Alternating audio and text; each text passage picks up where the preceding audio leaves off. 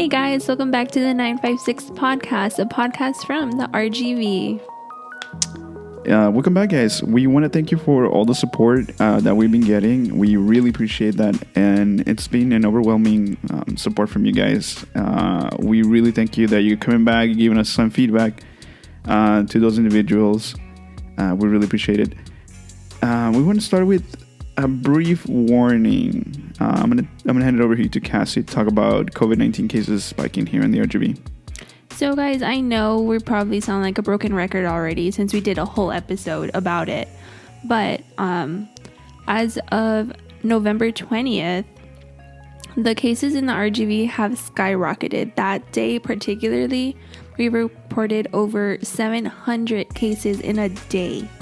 And that's very terrifying because the days prior we were recording about 600 per day. And I do believe that this is all the result from the Halloween fiasco thing. So with holidays coming around, I just want to ask you guys just to please be safe. I know, especially in our Hispanic community, being around family is very important right now. But if we are to gather in our family setting, at least have it be outside in the open air. Be 6 feet apart, always wash your hands, and if needed be, wear a mask. That's all we can really do to prevent this from spreading even more. Very well said. Yes. One of the things I wanted to add is that we are a Hispanic community and everybody's very close together. So we know that you guys want to see grandma and the tias and the little nephews and the cousins and whatnot. But this whole temperature dropping down a little bit, I know it's Texas, it's not going to drop dramatically, but people do want to be indoor, and that's the number one thing that we should be avoiding right now. We really apologize. Honestly, we don't want to talk about COVID-19 no more. Like Cassie said, we sound like a broken record, but the fact that cases have been spiking from 200 daily to a whopping 700, that just shows that people are not listening. And I know you guys, the audience, you guys do listen. But nevertheless, it's important just to give a quick reminder here. With that said, we're just going to jump here into our segment of the day. We're going to talk about police in the RGB losing their lives in the line of duty. Okay, so we're going to start off by mentioning in the last 2 years, we lost 2 officers. I'm sorry, we lost a total amount of 4 officers. And I'm going to hand it here to Cassie real quick. She's going to read off a website called officersdownmemorialpage.org, or abbreviations is odmp.org, and you guys can look this up. We're going to read off of this because it's the most accurate, up-to-date information that we can get for these officers. So, Cassie, why don't you help us out with this one? All right, guys. So the first officer that we're going to be talking about today is Trooper Moses Sanchez. So as we all heard, this was a very big case considering that we haven't had a case like this happen in the valley, at least for my lifespan.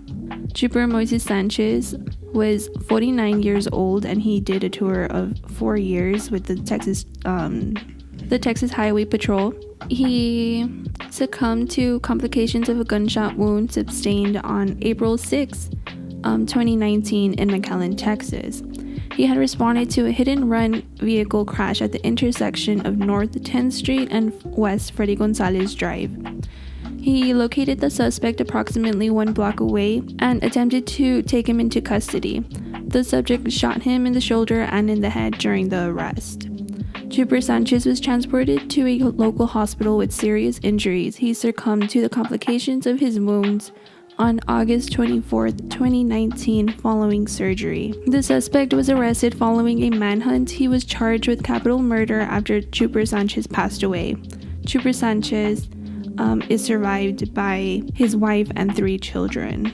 That is correct. One more thing to add. In October 2019, the corner where he was shot was renamed to Trooper Moises Sanchez Boulevard. And that was the community coming together to honor his death. And there's another mural that we're going to talk about here in a little minute that was commissioned by the Boys and Girls Club of America. And they commemorate Trooper Sanchez and 2 officers in McAllen who also lost their lives following the incidents of Black Lives Matter, the death of George Floyd.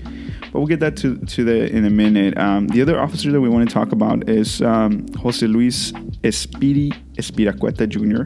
This gentleman is from Mission, and he was the one who followed after Trooper Sanchez passed away. Unfortunately, this gentleman was 44 years of age, and he served for 18 years. The story behind this gentleman, Corporal Jose Espiracueta, was shot and killed as he and other officers attempted to apprehend a subject who had threatened a family member. A woman flagged down officers in the area of Stewart Road and Business Highway 83 and told them that her son had just shot her car with a handgun. Corporal Espiracueta and other officers responded to the scene and located the subject, who then fled on foot. As the man ran, he turned and opened fire, striking Corporal Espiracueta multiple times. Other officers returned fire and killed the man. Corporal Espiracueta had served with the Mission Police Department for 13 years and previously served with the San Benito Police Department for 5 years. He is survived by his wife and 2 children. There is a lot of, you would say, similarities here. Both of these men were family men. So right now we just want to lay out the facts, and then we're going to discuss a little bit of further in details. So the next officer we're going to be talking about is Ismael Chavez. So Officer Ismael Chavez was shot and killed in an ambush responding to a domestic disturbance call on the home of 3500 block of Queta Street. Sorry guys. They had approached the front door of the home when they were suddenly ambushed and shot before drawing their weapons or making an emergency broadcast. Other officers were sent to check on them, came across the scene and immediately requested for backup. The subject who ambushed them committed suicide as additional units arrived on scene. Officer Sanchez had served with the McAllen Police Department for 2.5 years. Yeah, that's right. And the other officer who responded to that incident, it's Edelmiro Garza Jr. And the story is very similar. We're not going to read it here. But he was 35 years old, and he's a veteran of 9 years. He served for 9 years with the McAllen Police Department. And unfortunately, these 2 officers didn't have a chance to respond. Normally, I think officers know what the danger of their jobs is, but this is the valley, we don't have violent individuals, or we would hear growing up, as Cassie mentioned, we wouldn't hear of individuals in the community going out there and shooting police officers the way that we've been hearing the last 2 years, which is mind-blowing. Normally, it would be like verbal insults and things like that, not fully on going ape crazy and pulling out a gun and shooting at officers. That's just unheard of. Right. And what all of these incidents have in common is just that these individuals who unfortunately shot at these police officers, they were all doing it to avoid arrest. That's right. And not only that, the officers are fairly young. They're like in their mid-30s. And the guys who perpetrate these heinous crimes, they're even younger. They're in their 20s. Cassie is 22 and myself, I'm 25. And they're in that age. It's crazy to think that your peers that, as you go on in life, they take different paths. And unfortunately, these men chose the wrong ones. So we're going to talk about a little bit of the mural right here. And I think that was a really great gesture. I love the mural.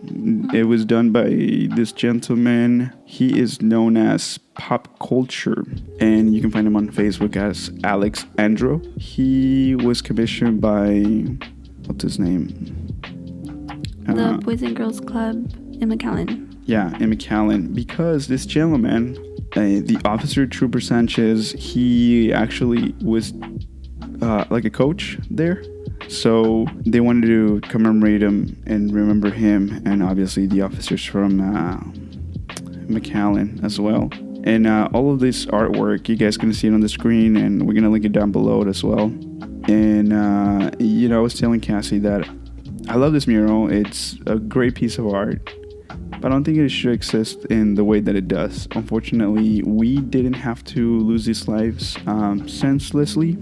One of the things that stood out to me when I was reading the article was one of the quotes from the sister of Officer, I believe, Garza.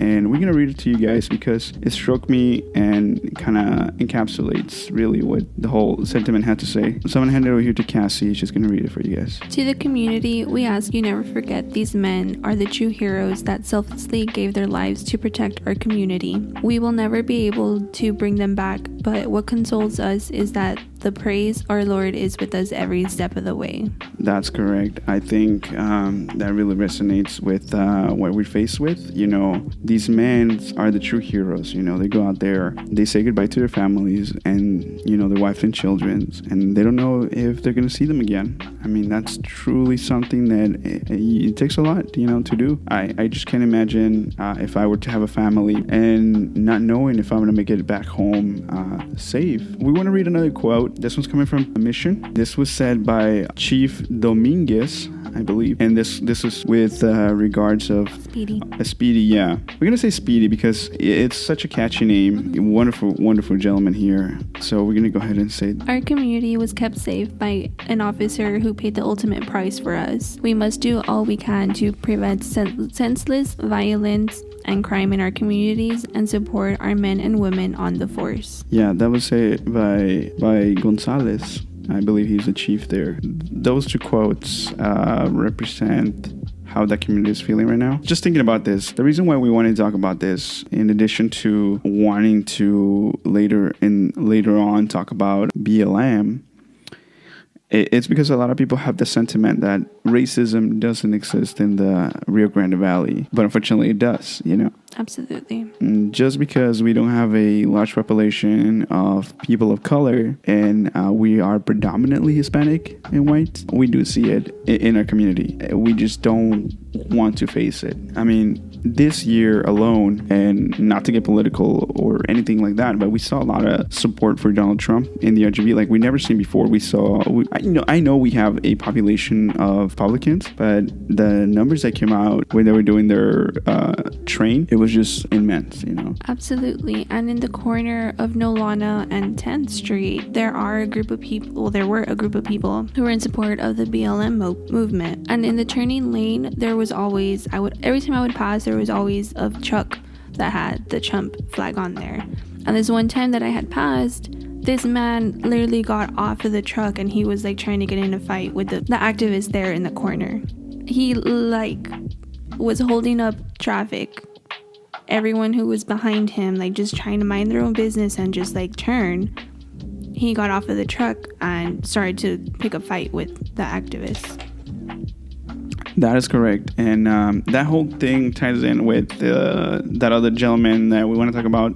I know we've been teasing him for... There's a second episode that we record where he's brought up as the Chainsaw Man. And he says some very disgusting racial slurs. We want to talk about him too. But first we wanted to address this issue first off and foremost. So it's I don't know what's going on in the community. That these young men are committing these crimes, but the community is truly hurt. We're not a big city like New York or Chicago or any of those places. So all of these people that we see day in and day out, it's like we face each other every day. Like it's your neighbors, your family members and whatnot. So to see that the brutality towards police has increased paints a picture that you don't know where the RGV is going. What are we doing wrong? I think that's what I'm trying to say. Or where are we going wrong? Absolutely. And the thing is, again, I don't want to get too political, but it has to be said, everything that Donald Trump stands for is just to incite violence against people who think otherwise. Absolutely. Whether we like it or not. For a second, let's put aside politics, right? Let's not say the right or the left, Republican or Democrat. Let's just put it all gray. Our president right now is inciting a lot of violence. It's divided. The country hasn't been this divided, in history like we are right now. That is very concerning. And I don't care whether you're red or blue. Bottom line is, we have turned this into an issue of us versus them. And it should be more progressive. We should be well, what can we do to fix all these issues? And prevent senseless deaths and violence in the community like we've seen, these past 2 years. I think that there should be stricter gun laws. Whether, again, you're red or blue, there should be some more difficult ways. No. I don't want to say difficult, but a better gun reform that doesn't allow anybody to own guns who is mentally stable. Because somebody that shoots an officer, they're not mentally sane, I would say. I don't think if you're going to open fire towards a police officer, you aren't in like the right state of mind. Thank you. I don't think you're in the right state of mind if you're going to open fire towards a police officer. They're out there protecting the community. They're not out there to mess around with anybody. They don't wake up in the morning and say, you know what, I'm going to make the community more toxic by giving them tickets just because I want to. I mean, that's not their job. Right. They're just here to keep the peace and just to enforce our laws that we have in place. Absolutely. I mean, I think I'm not like Mr. Innocent right here. I've gotten speeding tickets before. And I do, like any other individual, get a little upset. You can't help that feeling to be like, oh man, like why the fuck did I get a ticket and this and that, and you start cussing, or you want to like react. But at the end of the day, like if you did something wrong, you're gonna, they're gonna stop you, they're gonna pull you over, and they're gonna give you either a warning or a ticket, and they're just not targeting you. You're not the center of the world. You just happen to be caught doing the wrong thing, and that's it. Absolutely. You break the law, you're gonna get a ticket. Yeah. Like all those commercials that come out, like either click it or ticket. And wear your seatbelt. Absolutely. And we are tired of all these things. We're tired of being told how, I think people get tired of being told what to do and how to live their lives. But these things are there in place for a reason, because a lot of people just don't understand. In EMS, we see this all the time where it's like common sense. It's not often as common as we think it is, For instance, like the seatbelt. People should wear the seatbelts. And then we respond to car crashes where people weren't wearing the seatbelt and they end up getting injured. And they're like, well, sir, were you wearing your seatbelt? No. Why? And you're like, well, common sense. Absolutely. Common sense isn't that common, and that's why we have to repeat it. At the end of the day, it just comes down to the community being hurt right now and not recuperating from the losses of these officers. I mean, I myself, in the line of work that I do, we rely on them because there's assaults, there's fires, there is drug use in the community, and those are things that they're everywhere. And when we respond to these calls, we rely on them, to make sure that the scene is safe and we can go in safely. I mean, I can't picture my job being done without police officers. I don't know if I'm going to respond to overdose and where the person is still frantic or it's hallucinating, it's having a negative drug reaction, and it's going to end up harming me instead of me helping him out. Things of that nature, Or like a domestic violence case where I don't know, how do you say it? So for instance, most domestic violence, they're perpetrated by the man and not the woman. And say, for example, I go to a house that, Mrs. Julie got punched in the face by his drunk husband.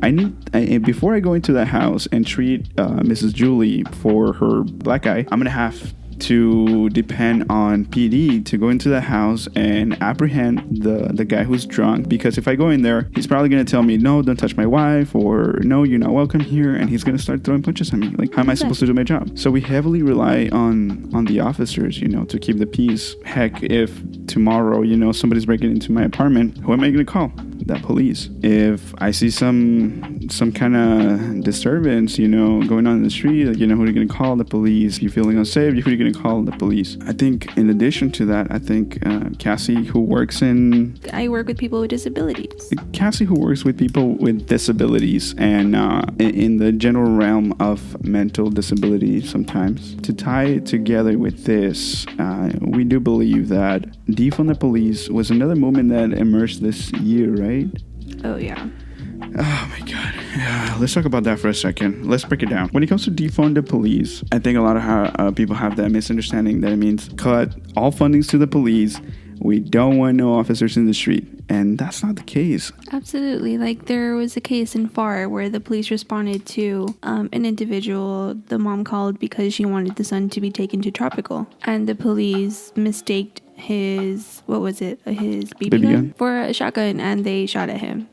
Correction. They mistake it for an actual gun, and I know it's really hard to tell which one is the BB gun and which one's the actual gun. But how could this be handled differently, right? Especially where individuals are not that well educated. I think the correct approach here should have been like, sure, let's involve the police officers, but let's also bring in somebody who is equipped and capable of handling somebody who is having a mental breakdown or some kind of mental crisis. A social worker, a counselor, anyone in the mental health field to accompany them and to de-escalate the situation. That would just be something that the cops would have one less worry about, of having to de-escalate situations and just worry about keeping the peace and protecting people. That's another thing that defund the police movement means. It's taking all this workload that we put on our officers and we stress them out to the point where, we expect too much from them. We expect them to respond to practically everything. Homeless people, call the police. Domestic violence, call the police. Overdose, call the police. Somebody having a mental breakdown who needs mental health, call the police. And while for a second your first instinct is to call the police, I mean, you're not wrong. I think all of us, if we don't know what kind of services are being offered out there by, all these agencies and nonprofit groups, you wouldn't know what to do. So educating the public and taking some workload out of our local law enforcement, I think that's going to be great, and rediverting some of those funds to other programs that could make, I would say, the biggest impact and potentially save lives. Unfortunately, people are going to have a problem with that.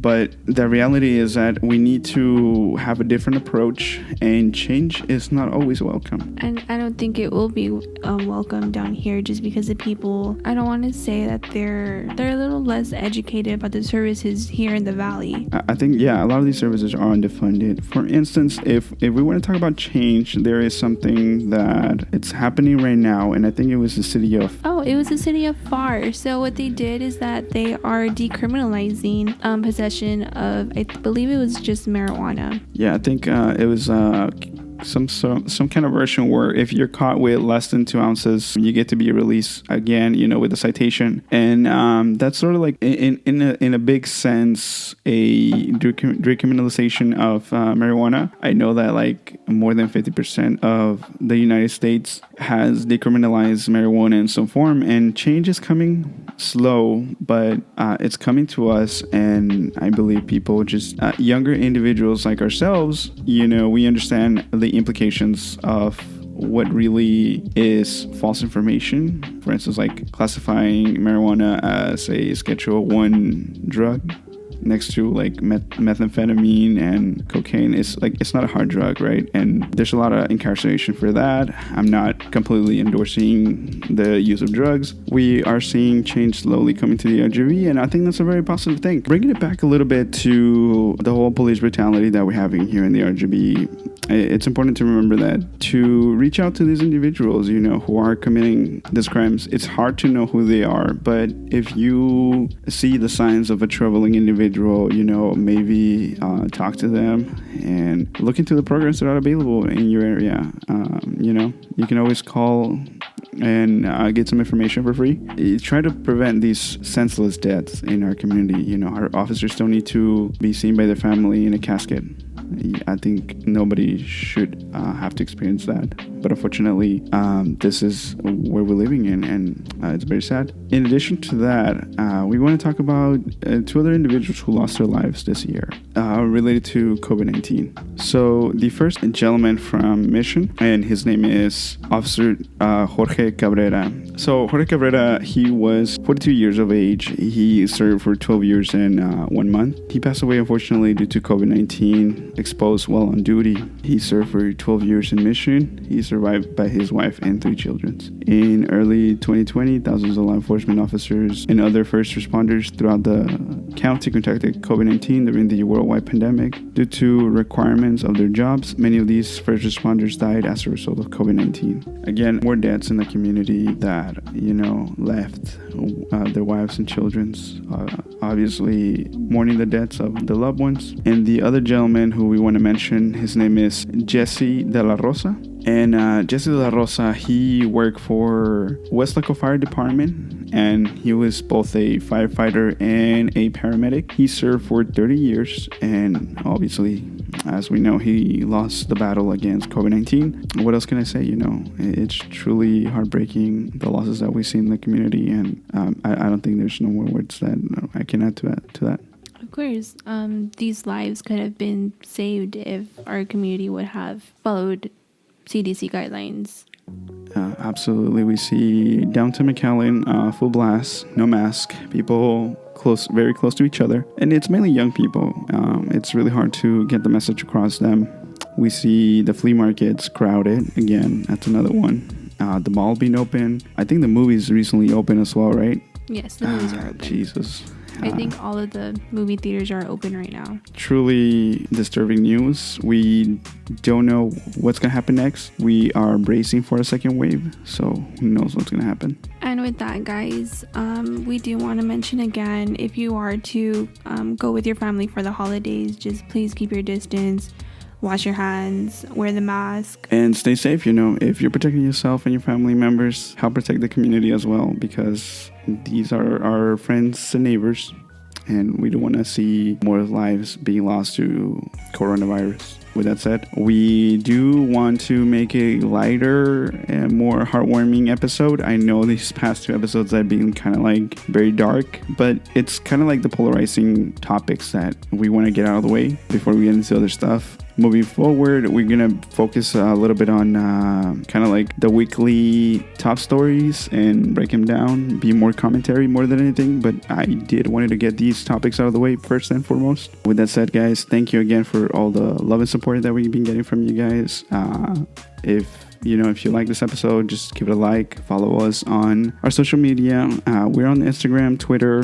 We have an email. We haven't made a Facebook nor an Snapchat just because it's just too much, So right now we're just going to keep it very simple. And all of our handles are going to be at the 956 Podcast. And our email is at the 956podcast@gmail.com. Again, guys, all of that's going to be down in the description box. We're also on YouTube, where you can be watching this video version of it. Oh, that's right. There's a video version of it now. And we do read your comments. We reply. We really appreciate all the love and support again, guys. Thank you. And with that said, we're going to finish it for today.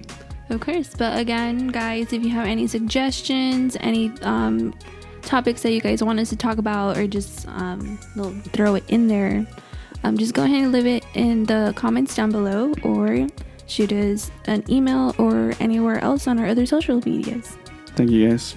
Thanks, guys. Hopefully we'll see you next week. Bye-bye. Okay.